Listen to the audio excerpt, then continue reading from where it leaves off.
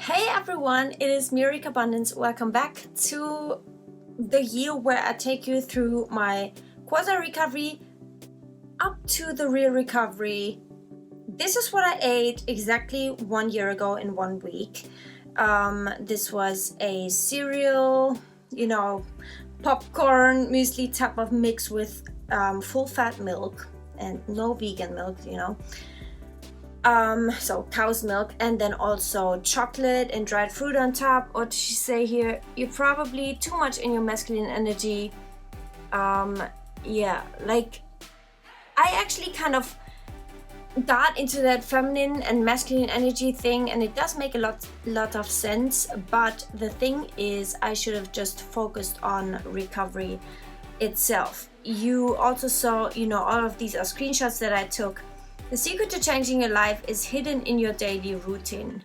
And yes, I actually had to break up my routine. I actually had to get rid of my routine in order to get to a happy life. I was comparing full fat milk here. You also saw the cupcake screenshots there, which is a sign of mental hunger. And I basically here got into I tried to get myself to buying milk and full fat milk, and then I wondered, should I buy homogenized and pasteurized milk or not? And I just had a lot of fear about that going on, if I should buy organic. And in general, I think organic is always better, but I also had to really pay attention on the orthorexia not playing a role there. So I actually had to get myself just buying non-organic, the crappiest full fat milk possible actually.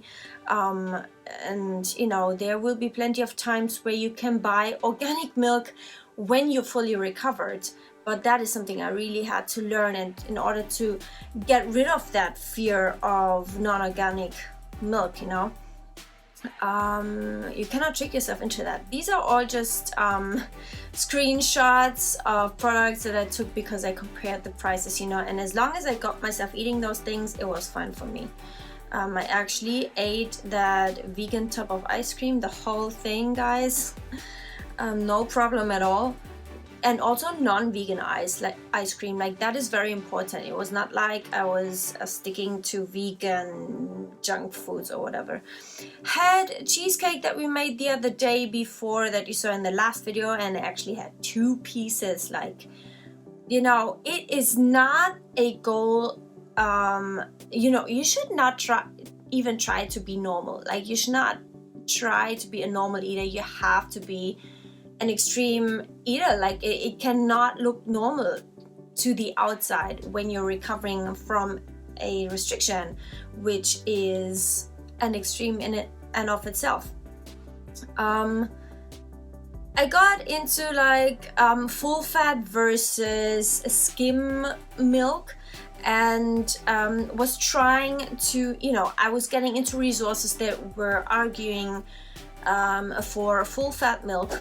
And I mean, even though those resources actually argue in favor of weight loss, I mean, I just took anything that I could in order to make myself and help myself buy full fat milk.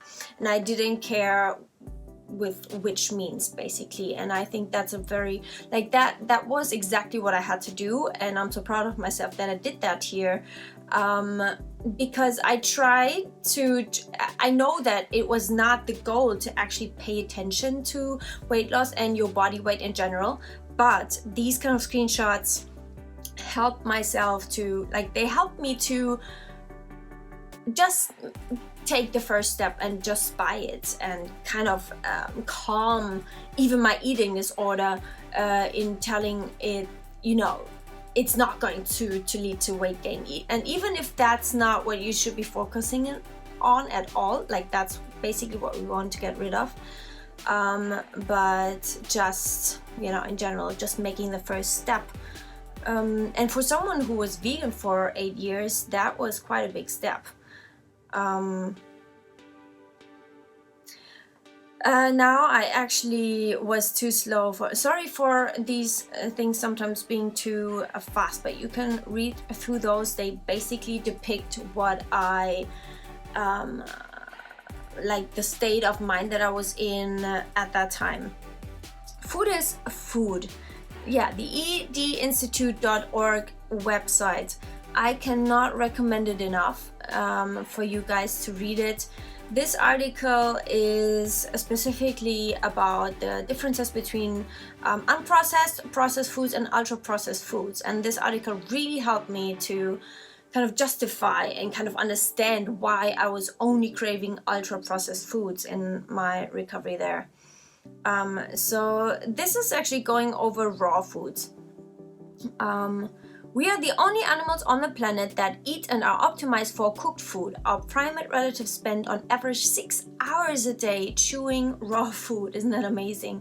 They are also endowed with larger and longer digestive tract and commensurately smaller brain to body ratios.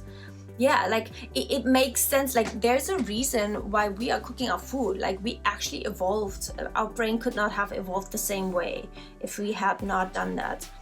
At 100% raw food diet, a 100% raw food diet for humans is not natural and has not been natural for approximately 1.8 million years.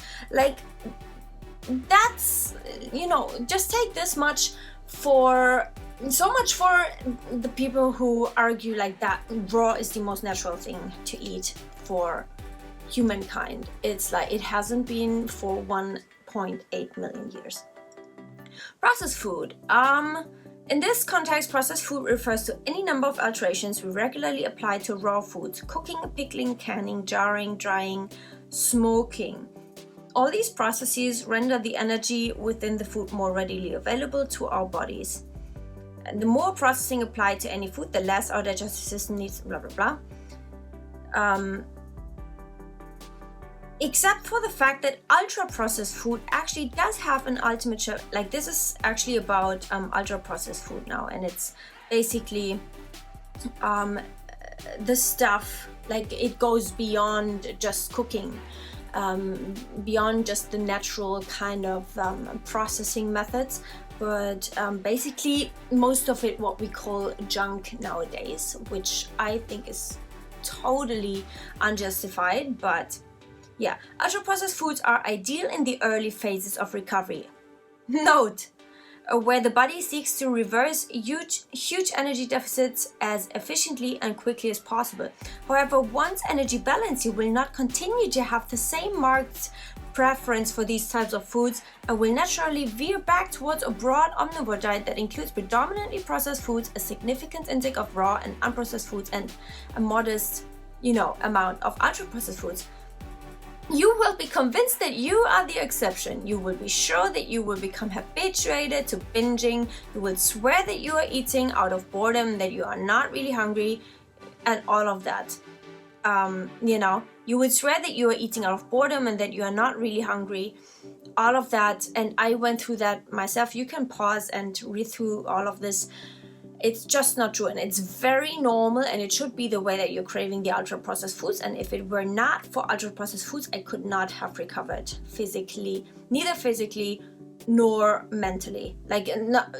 Mentally, no chance, no way, no fucking way. You see here muesli and all kinds of things that I really wanted. This is about quark, I was trying to make myself buy this one because it was not vegan. That was really hard for me. Trick to beat cravings: eat what you crave. Like, what a concept, right? And it works. My recovery stuff. Okay, you guys can just pause if you want to. These are all screenshots that I took on that day. We have a chocolate muffin here, a very supermarket. Oh, I actually remember I actually found this, this is kind of disgusting, but someone put it there on a bench and left it there, and I actually finished it. This was I know it is disgusting, but I took that as a sign for me to go grab that because I was really craving that, and because I did not have the courage, could not make myself to buy a new one. I actually took that step, and it was a really important and right and great step for me to do that, because I took anything that I could get my hands on in order to make myself eat, in order to make that my priority. This was my first donut, guys. Isn't it beautiful? I actually bought it in the supermarket because normally donuts are extremely expensive, and yeah, there was no way I could get myself to buying these again and comparing prices. Very obsessive, but made me actually buy those darn foods that I had to buy. This is organic, non-homogenized milk, where you can see the fat actually separates from the rest of the milk, and that really scared the freak out of my eating disorder, and that's why I bought it. In recovery, many of us need to gain weight in order to physically heal. This isn't about gaining excess weight though, as our eating disorder likes to make us believe. It's just restoring the weight. Yeah, it's so cool.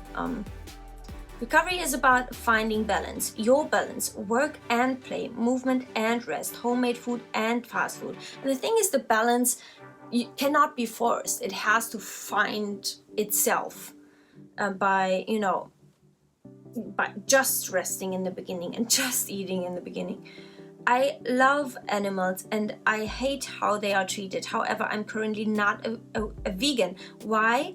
Yeah, it's a really great post. You can pause that and read it. It's something that I had to do myself as well. Cage-free, grass-fed, free-range, humane. Why keep looking for the right way to do the wrong thing? Go vegan. And it's just not as easy as that. I was not looking for an excuse in order to not be vegan. Like, my heart is vegan, and I believe that there will be a point in the future where I can be vegan again, but I can only be that when it's without any type of restriction and without anything that my eating disorder is saying, like, no, there's no way that my eating disorder can play a role in there as well. And so once I'm fully recovered, that might be an option for me. It might not be, but time will. You can see here me taking not screenshots, but like photos of myself in front of the mirror because I was body checking. That is a sign of an eating disorder, of like I was trying to see if I can still eat more, if I'm still lean enough, skinny enough, and that's a problem, you know. This was a marshmallow thing on white bread. I loved that as a child. Love that. Also chocolate and all of these things that you see on the photo. I always ate as much as I wanted. Also the whole baguette, I actually ate the whole thing with these marshmallows on top. Again, body checking. If you're doing that, that is disorder. Like, that's not normal. That article is nonsense. Obesity isn't caused by unrestricted eating. It's caused by over availability of cheap processed foods high in fat and sugar, but low on actual nutrients.